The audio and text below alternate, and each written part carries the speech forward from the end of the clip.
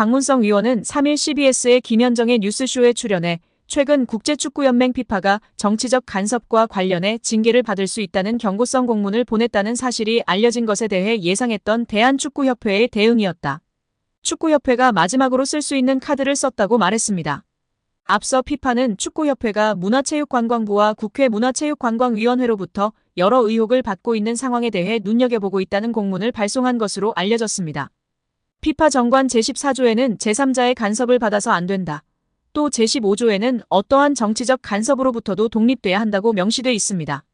이를 위반할 경우 축구협회는 자격정지 등 징계를 받을 수 있는데요. 자칫 피파가 주관하는 모든 대회 출전마저 금지될 수 있습니다. 예를 들면 한국이 월드컵에도 못 나갈 수도 있습니다. 박문성 위원은 이와 관련하여 타이밍에 맞춰서 계속 이 얘기를 하고 있다. 문체부가 감사 들어간다고 했더니 그때도 미디어에 이걸 흘렸다. 그 다음에 국회가 현안 질의한다고 할 때 또 올린다며 문체부가 발표하는 날 끝나니깐 이걸 또 흘렸다. 그래서 제가 별로 놀라지 않았다. 예상했던 카드라고 말했습니다. 이어 피파는 각 나라의 축구협회가 독립적으로 자율적으로 운영되는 걸 얘기한다. 그런데 인사권의 외부의 힘이 특히 정치 사이드 쪽에서 뭔가를 들어와서 하는 거에 대해서 굉장히 좀 심각하게 바라보는 게 있다. 제재를 내린다. 그거를 문체부도 알고 있다고 설명했습니다. 실제로 지난 2015년 쿠웨이트 대표팀이 월드컵 예선에서 몰수패 처리를 당한 바 있는데요. 당시 쿠웨이트 정부가 스포츠기구의 인사권에 개입할 수 있게 법을 고치자 피파는 자격정지 처분을 내렸습니다. 인도네시아도 해당 사항 등을 위반했다는 이유로 피파 징계를 받은 바 있습니다. 하지만 박문성 위원은 인도네시아는 피파 대회 개최권을 얻었는데 참가팀인 이스라엘을 종교 정치적 문제로 거부를 했다. 당연히 문제가 됐다며 피파는 외부의 힘이나 정치의 개입, 이런 것들 때문에 월드컵 등 제재를 3개 내릴 때는 정부가 축구협회를 강제 해산 아니면 회장 선거에 부당하게 개입, 그 다음에 인사권이나 돈재정 문제를 통제하는 법을 만들 때 등 외부의 힘, 정부나 정치가 축구협회를 완전히 종속 지배할 경우라고 주장했습니다. 현재 축협의 감사 현안 질의 등은 전혀 해당되지 않는 사항입니다. 이어 박 위원은 2005년과 2011년 축구협회가 국회로 향한 일을 언급하며 그때 피파가 아무 말도 하지 않았다고 말했습니다. 그러면서 피파 제재 때문에 걱정도 되고 무섭기도 할 것이라면서도 하지만 그렇게 아이고 이거 큰일 나는 거 아니야 라고 협박하고 겁박하는 것이라고 비판했습니다. 따라서 문체부에서는 협회를 완전히 종속 지배할 수 없기 때문에 감사를 통해 명백한 문제 있음을 공식적으로 공표함으로 할 수 있는 가장 강력한 조치를 내린 것입니다. 이에 협회는 더 이상 헛소리 하지 말고 이에 상응하는 객관적인 조치를 내려야 할 것입니다. 여기에 대한축구협회가 신청한 특정감사 재심의가 기각됐습니다. 이에 따른 감사 후폭풍이 시작될 것으로 보입니다. 문화체육관광부는 2025년 1월 2일 대한축구협회가 신청한 특정감사 재심의에 대해 기각을 결정해 통지했다라고 밝혔습니다. 앞서 문체부는 27건의 위법 및 부당사항들에 대해 축구협회에 징계, 시정, 주의제도 개선 등을 요구했으며 합리적인 개선 방안을 마련하도록 통보했습니다. 축구협회는 이에 대해 재심의를 신청했고 문체부는 감사심의위원회를 개최해 7개 안건에 대한 심의 후 최종적으로 모두 기각했습니다. 재심의가 받아들여지지 않으며 축구협회는 1개월 내 징계에 대한 징계 의결 뒤 결과를 통보해야 하며 제도 개선이나 시정 조치에 대해서는 2개월 내에 문체부에 알려야 하는 상황입니다. 문체부는 최종 감사 결과 발표 당시 감독 선임 과정, 징계 축구인 기습 사면 및 철회, 천안축구종합센터 건립보조금 허위 신청 등에 대한 책임으로 자격정지 이상 중징계를 요구했습니다. 더불어 문체부는 김정배 부회장, 이임생 기술총괄이사 등에게는 홍명보 현 국가대표팀 감독 선임 과정에 책임을 물어 자격정지 이상의 중징계를 요구했습니다. 이어 홍명보 감독에 대해서는 전력강화위원회를 통한 재선임을 통보, 계약 유지 혹은 해지 여부 등에 대해서는 협회의 자율에 맡겼습니다.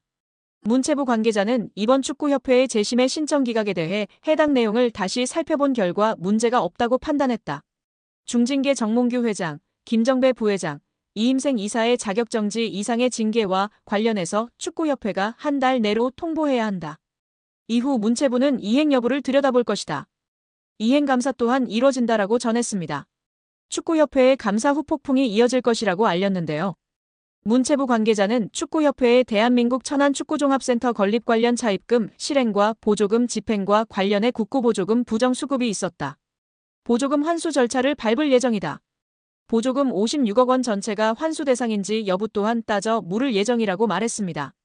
이어 보조금 환수 절차와 함께 이에 따른 제재 과징금이 내려질 것이다. 과징금은 환수금의 5배에 달하며 국가사업에도 배제될 가능성이 있다. 한 해 축구협회에 370억 원의 지원금이 나간다. 횟수가 늘어난다면 축구협회 예산에도 영향이 클 것이라고 덧붙였습니다. 또한 국회 국정감사에서 제기된 HDC 현대산업개발 직원의 부적정한 축구협회 파견 의혹 등에 대한 감사는 여전히 진행 중입니다. 문체부는 해당 감사 또한 곧 공개할 예정이라고 밝혔습니다. 이로 인해 축구계에서는 걱정이 이만저만이 아닌데요. 최악의 상황을 걱정하고 있습니다. 최악의 상황이라 함은 보조금 환수 절차와 함께 이에 따른 제재 과징금이 내려질 것이기 때문입니다. 과징금은 환수금의 5배이기 때문입니다. 이에 더해 축구협회에 지급되던 370억 원의 연간 지원금도 배제될 가능성이 높아지고 있습니다. 이 같은 조치는 재정적으로 궁핍한 축구협회 입장에서는 자칫 파산, 부도의 위기로 내몰릴 수 있다고 판단됩니다. 천안축구센터의 공사는 당연히 큰 차질이 예상되고 직원들의 급여 지급도 원만하지 않을까 걱정이 됩니다. 여기에 신문선 후보는 이날 취재진과 마주해 정몽규 후보는 애초에 자격이 없는 사람이라고 주장했습니다. 신 후보는 정몽규 후보가 협회 정관 제29조 제2항 7호의 후보 결격 사유에 해당한다고 봤습니다. 협회 정관에 따르면 사회적 무례협회나 대한체육회 및 그 회원단체로부터 징계는 받지 않았지만 임원의 결격 사유에 해당하는 유사 행위 등 그 밖에 적당하지 않은 사유가 있는 사람은 협회의 임원이 될 수 없다고 명시돼 있습니다. 신문선 후보는 정 후보가 문화체육관광부에서 발표한 협회 특정감사에서 중징계 문책 요구를 받았다는 사실을 짚으며 정 후보는 대한축구협회장 선거 후보자 자격이 없음을 스스로 인정하고 더 이상 회장 선거가 파행되지 않도록 결단 내려달라 요구한다. 협회는 중앙선관위 위탁이 되지 않는다면 선거가 투명하고 공정한 절차로 진행되도록 축구계가 인정하는 객관적이고 중립적인 인사들로 선관위를 재구성할 것을 요청한다라고 외쳤습니다. 한편 취재진 사이에선 김태규 대한배드민턴협회장도 사회적 무리로 인해 후보 결격자 판정을 받았다. 정몽규 회장에게도 같은 판정이 나와야 한다고 보는지라는 질문이 나왔습니다. 이에 신문선 후보는 국민들을 대상으로 누가 더 사회적 무리를 빚었나라는 여론조사를 해보자. 여론조사를 한다면 아마 정몽규 후보가 23배 정도 높을 것이다라고 꼬집었습니다. 또 신문선 후보는 만약 정몽규 회장이 당선된다면 문체부가 승인할까라고 되물으며 결국 검찰 수사 과정까지도 치닫지 않겠느냐라는 생각이다. 지난 12년 동안 협회를 이끌면서 작은 흠결이 있지만 명예스럽게 떠나는 모습도 기대하고 있다라고 전했습니다. 한편 신문선 후보는 허정무 후보와 마찬가지로 이번 선거를 중앙선거관리운영회에서 맡기를 희망하고 있습니다. 신 후보는 만약 중앙선거위에서 진행한다면 공정하고 투명한 선거가 진행될 수 있을 것이라고 내다봤다. 다만 위탁할 수 없는 돌발 상황이 발생한다면 어떻게 공정한 선거위를 새롭게 꾸밀지 검토 후 추가 입장을 밝히겠다고 예고했습니다. 정몽규 취임 후 보조금은 11년간 3배 늘었습니다. 정부 보조금은 연간 최소 110억 원 수준이며 스포츠 토토 등 복표 수익 연간 200억 원이 지원되고 있습니다. 주요국 정부 보조금 없거나 의존도 낮으며 피파 랭킹 20위권 국가들은 70% 이상이 협회장은 전문 경영인이 하고 있고 이외 축구인 등이 하고 있습니다. 우리나라처럼 재벌 총수가 회장인 곳은 단 한 곳도 없습니다. 대한축구협회에 연간 약 300억 원의 국가재정이 투입되면서 수익에서 정부 의존도가 약 30%에 달하는 것으로 나타나며 충격에 빠졌습니다. 사실상 정부 재원이 아니면 운영이 어려운 셈입니다. 미국과 일본 등 주요국은 국가보조금 의존도가 낮은 가운데 축협의 재정 자립을 촉구하는 목소리가 나오고 있습니다. 18일 한경닷컴이 축협의 손익계산서를 분석한 결과 지난 2013년 이후 보조금과 복표 수익을 제외하면 연 평균 300억 원 적자를 기록하고 있습니다. 정몽규 대한축구협회장은 국제축구연맹 피파가 한국의 사례를 모범으로 보고 있다고 믿고 있습니다. 하지만 대한축구협회는 지금껏 아시아에서 최고 협회상을 받은 적이 한 번도 없습니다. 29일 오후 8시 서울 경희대학교 평화의전당에서 2023 아시아 축구연맹 어워즈가 열렸는데요. 2023년 AFC 주관대회 및 국제대회 성적을 기준으로 하며 올해 초 펼쳐진 2023 카타르 아시안컵 역시 수상 기준에 포함되었습니다. 이번 시상식에서 한국은 올해의 남자 국제선수상의 손흥민이, 올해의 여자 감독상의 박윤정 감독이 수상의 영예를 안았습니다. 서령우, 배준호, 김혜리, 케이시 유진 페어 등도 수상을 노렸으나 아쉽게 다른 선수에게 영광을 내줬습니다. 대한축구협회도 이번 시상식에서 트로피를 들지 못했습니다. AFG는 각국 축구협회를 피파 랭킹을 기반으로 한 AFG 랭킹으로 구분해 플래티넘, 다이아몬드, 골드, 루비 부문으로 시상을 나눠하는데요. 대한축구협회는 일본 축구협회, 이란 축구협회와 함께 플래티넘 축구협회상 후보에 올랐습니다.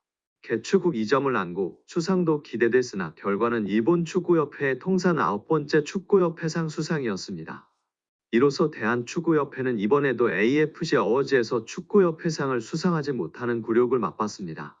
AFC 어워즈에서 축구협회상이 제정된 2005년 시상식 이래 대한축구협회는 한 번도 해당 부문 정상에 오르지 못했습니다. 일본은 무려 9번이나 협회상을 받을 동안 한국은 단 한 차례도 받지 못한 것입니다. 2013년 시상식에는 3개 부문으로, 2022년 시상식에는 4개 부문으로 나눠졌음에도 결실을 맺은 적은 없습니다. 심지어 북한 축구협회도 사회에, 중국 축구협회도 이에 수상했다는 점에서 대한축구협회가 이를 잘한다고 생각하는 것은 정몽규 회장의 망상이라고 볼 수 있을 것 같습니다.